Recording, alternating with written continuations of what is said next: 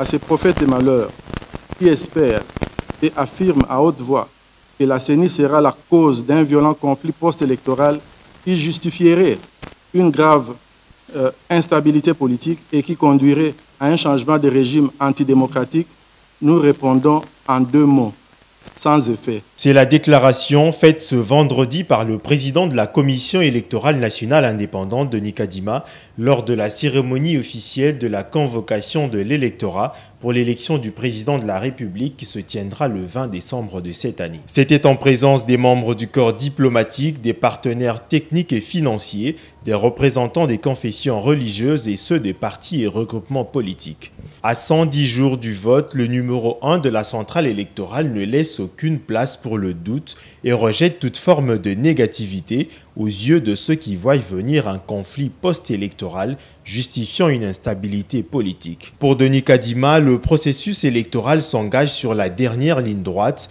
et le grand défi pour la CENI demeure la tenue des élections dans le délai constitutionnel. J'aimerais donc saisir cette occasion pour lancer un appel à toutes les parties prenantes à soutenir ce processus qui s'engage sur la dernière ligne droite.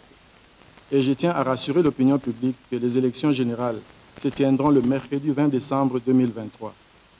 Le fichier électoral est complété, les candidatures pour les législatives et les communales ont été déposées. Il ne reste plus qu'à recevoir les candidatures pour la présidentielle et tel est notre message d'aujourd'hui. À ceux qui pensent ou même espèrent que la CENI va conduire le processus électoral et plus précisément la gestion et la publication des résultats électoraux dans l'opacité et de manière partisane, eh bien, ils se trompent. La CENI ne souscrit pas à cette négativité. Il s'agit d'un procès d'intention qui, jusqu'à ce stade du processus, s'est avéré sans fondement. Selon le chronogramme de la CENI, livré en détail par le rapporteur Patricia Nseya, le bureau de réception et traitement de candidatures pour l'élection du président de la République sera ouvert du 9 septembre au 8 octobre prochain au siège de l'institution à Kinshasa. 9 septembre 2023, 8 octobre 2023, 30 jours, ouverture du bureau de réception et de traitement des candidatures à l'élection présidentielle, dépôt et traitement des dossiers. 9 octobre 2023, 13 octobre 2023, 5 jours, ajout, retrait ou substitution des dossiers des candidats à l'élection présidentielle. 14 octobre 2023, 23 octobre 2023, 10 jours, transmission des dossiers physiques des candidats à l'élection présidentielle au bureau de la CENI. 15 octobre 2023, 24 octobre 2023, 10 jours, délibération par l'Assemblée plénière. 25 octobre 2023, 1 jour, publication de la liste provisoire des candidats à l'élection présidentielle, déclarés recevables et irrecevables. 23 octobre 2023, 28 octobre 2023, 3 jours, notification aux candidats président de la République déclarés irrecevables. 26 octobre 2023, 3 novembre 2023, 9 jours, contentieux des candidatures à l'élection du président de la République, dépôt et recours. 4 novembre 2023, 10 novembre 2023, 7 jours, notification à la CENI des arrêts de la Cour constitutionnelle. 11 novembre 2023, 17 novembre 2023, 7 jours, prise en compte par la CENI des décisions de la Cour constitutionnelle. 18 novembre 2023, 1 jour, publication de la liste définitive des candidats présidents de la République. Par ailleurs, plusieurs améliorations ont été apportées par l'actuelle équipe de la CENI pour tenir les élections crédibles, transparentes, inclusives et apaisées. Des raisons suffisantes qui, pour le président de la CENI, doivent pousser les parties prenantes à soutenir ce processus pour qu'il arrive à terme.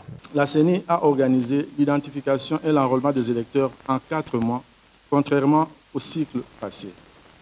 Elle a renforcé les mesures de sécurité en insérant la capture de l'iris pour garantir l'intégrité du vote, un électeur, une voix.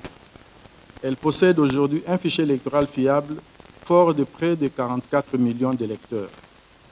Les bureaux de vote de la CENI pourront accueillir pour la première fois et Congolais résidant à l'étranger.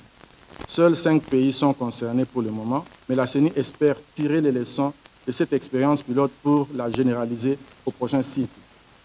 Les électeurs congolais vont pouvoir, cette fois-ci, élire les conseillers communaux des communes situées dans les 26 chefs-lieux des provinces de la RDC. Denis Kadima a également mis en exergue les principales innovations mises en place par la centrale électorale, notamment l'actualisation de ses cartographies opérationnelles, mais aussi l'achat et la rénovation du bâtiment de son siège national, auparavant loué.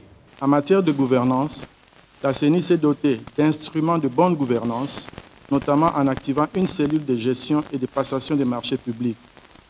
Pour pérenniser son action, la CENI a investi en acquérant un entrepôt central de 20 000 m² et acheté puis rénové le bâtiment de son siège national auparavant loué qui abrite la cérémonie de ce jour.